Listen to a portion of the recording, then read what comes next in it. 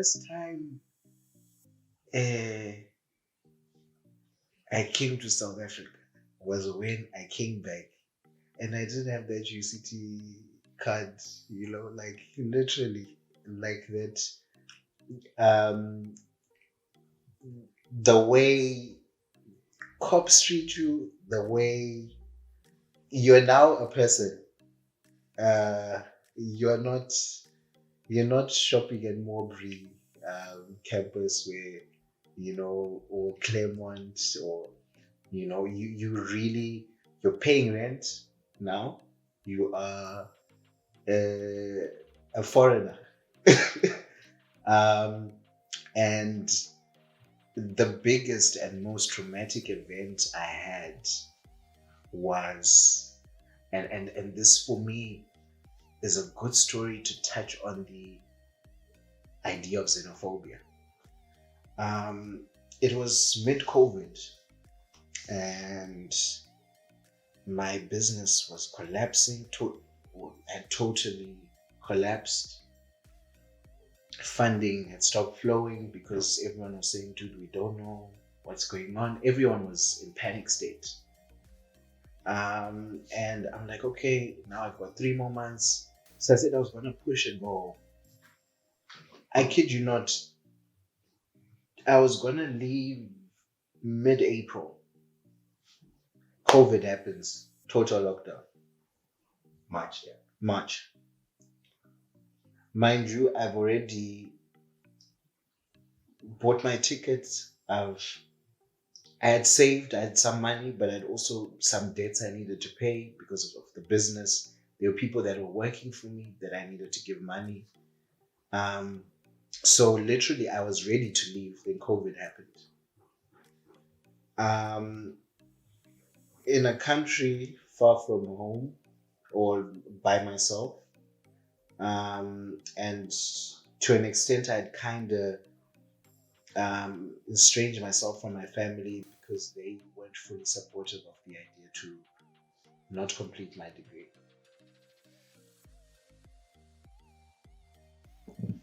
So yeah, I was staying at a friend's place, and this is actually a friend I'd met in leadership circles in varsity. And we had made an agreement that, look, since you're gonna be away and you're paying rent anyway, I'm gonna pay the rent while you're at home. Then when you come back, that's the time I'm gonna be leaving because I need to round up a few things before I leave South Africa. So at the time I was doing free coding lessons. I had 2-3 other friends I had met, and would go around townships in the Western Cape, give coding lessons, give resources, try just educate kids on the opportunities outside what the traditional curriculum was giving them.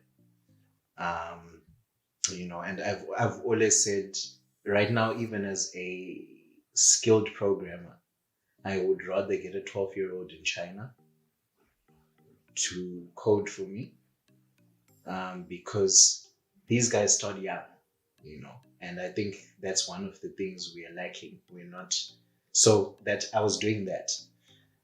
So I was in Stellenbosch for that week, and she was coming back. I think she was supposed to come back on the Saturday, but she said, look, I need to come back a few days earlier. And I'm like, look, I don't want to inconvenience someone that's already helped me.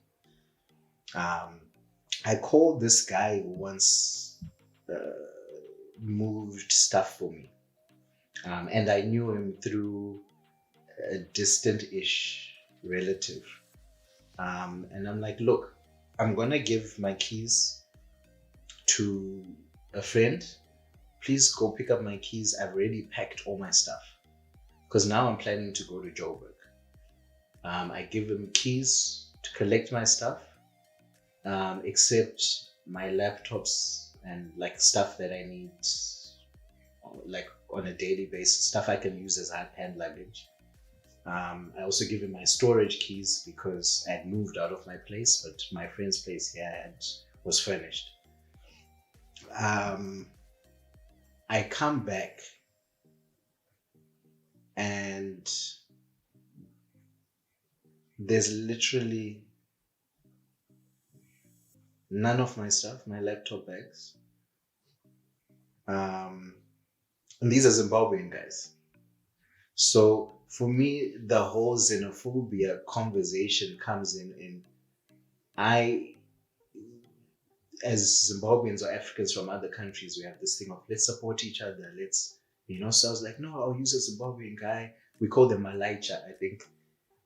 So they move things. So you're supposed to take it to Joburg. Then from Joburg, I was gonna like maybe distribute a few things and take what I really needed to go back to Zim in preparation to leave for Ghana. Um, I come back. There's been a program I've been working on for 6 months that I was about to sell. I'd already got a deposit for that software. I come back and literally I lose my mind. I don't have my passport. I don't have my ID. I'm calling these guys. They're not picking up. My friend who's given me that space is coming in 2 days or a day. I literally go out looking, calling people. I went to the place, the house, whatever. Now my friend comes back and she's like, where's my microwave? I'm like, microwave? Because remember, this stuff is not mine also. So when I got there, I only noticed my stuff. The TV was still there. Some of the big things were there. And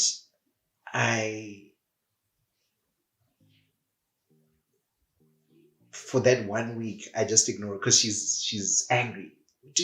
Why did you take my stuff? And I'm like, I'm dealing with my stuff. I've literally lost all my property. I've lost 2 of my laptops. I've lost so many things to people I trusted as Zimbabweans.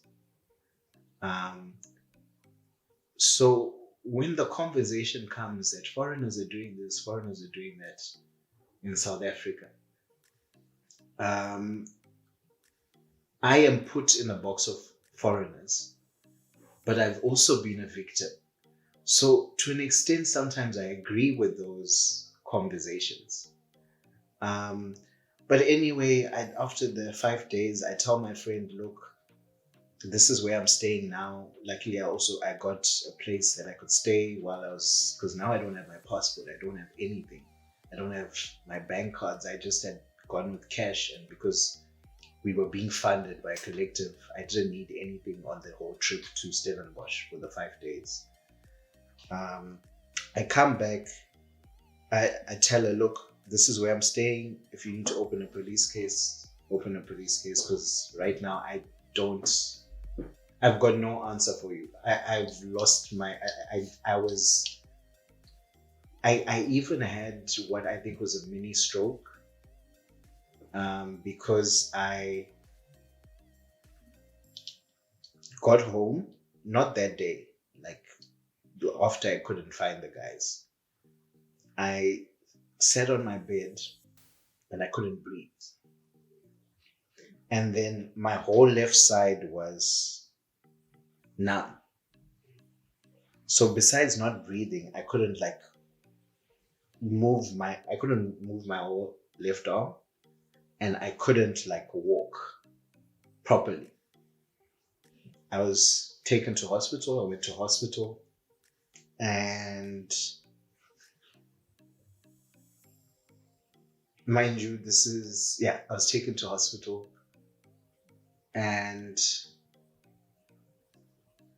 2 days later, the detectives come to the address where I told I am. And they're like, my guy, we need to go. This person's saying he stole his stuff. You're still sick? Yeah, I'm still sick. But then when I'd gone to try report the case, they were like, no, but you're a foreigner. Where are your papers? Where's your... And I'm like, guys, it was stolen. They're like, no, you're lying. Where are your papers? Where's your stuff? So there's that thing of being a foreigner in South Africa it's not easy because no one would want to leave home, and I couldn't breathe. And then my whole left side was numb. So besides not breathing, I couldn't move my whole left arm, and I couldn't walk properly. I was taken to hospital. I went to hospital, and mind you, I was taken to hospital, and 2 days later, the detectives come to the address where I told I am. Then they're like, "My guy, we need to go. This person's saying he stole their stuff." You're still sick. Yeah, I'm still sick. But then when I'd gone to try report the case, they were like, "No, but you're a foreigner. Where are your papers? Where's your..." And I'm like, "Guys, it was stolen." They're like, "No, you're lying. Where are your papers? Where's your stuff?" So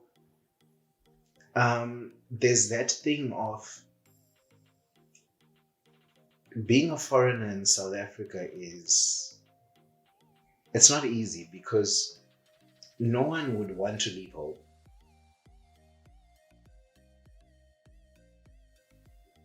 We need to find a way to break down borders, because there's this idea that South Africa would be better if we kept people out, right? And there is no nation. South Africa is probably one of the few countries in the world that still thinks like that. Like we're talking about not needing a visa. Not if someone can come and help. There are things we need from South Africans. I know a lot of engineers, black engineers, are coming from South Africa and Zimbabwe right now for mines. Eskom, one of the ex-Eskom guys, is building a power station in Zimbabwe right now. 70% of the things you find in Pick and Pay in a Zimbabwean shop are manufactured in South Africa. There is a reason the Zimbabwe-South Africa border was the last one to close in COVID. Because unknown to a lot of people, some of the biggest economic strongholds in Zimbabwe are actually black South Africans. It's almost become a silent province to the ANC. They found a market. If Zimbabwe were to fix everything they're doing right, if Zimbabwe were to fix everything, and you're saying we're not importing from South Africa anymore, we're not doing, there would be a knock felt in the South African economy. Because geographically also speaking, Zimbabwe is almost at the center of SADC. So it's not only Zimbabweans that buy South African goods. Some people come from there to buy South African goods in Zimbabwe. So it's also been used as an economic distribution point. So that's where I'm like, okay, we have these borders because maybe it helps control flow of things, but also these borders were created at the Berlin Conference because European countries had differences. I've never heard a white person in South Africa, a white Zimbabwean, complain about citizenship and papers in South Africa. I've never heard.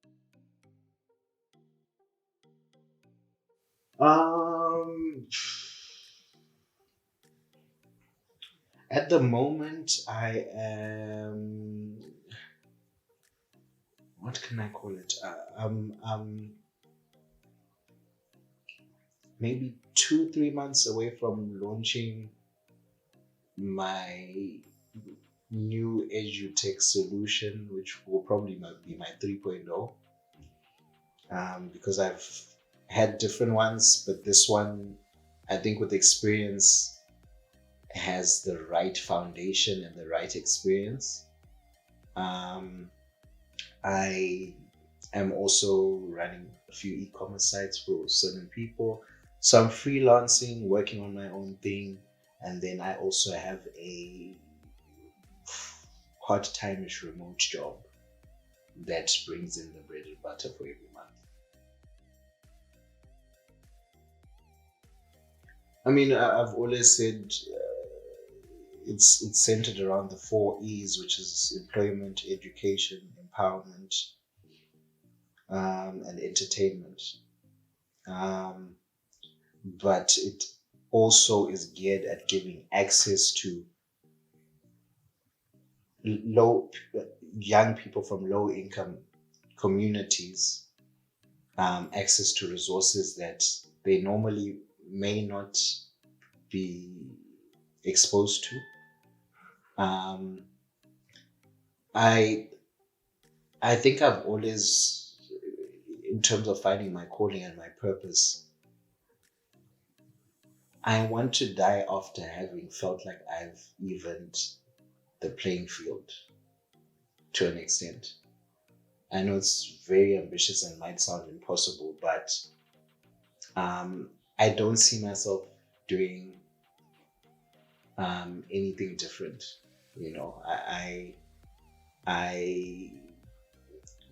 I've seen what having a big house is. I lived in it. I had a car. I don't. That stuff never made me like happy. But being able to like give someone something that they wouldn't have been able to access based on just the environment, for me is the most empowering thing for myself. So I do it selfishly. It's like some people say people that give money and charity have a selfish intention, maybe. But that's who I see myself and where I see myself wanting to dedicate my life towards. I am Tapuwa Leo Mataruka. I am from Zimbabwe. I studied computer science, but didn't finish my degree. But I am into edutech, software development, and training young kids from low income communities, the basics of coding and the opportunities involved in it. And that is my journey.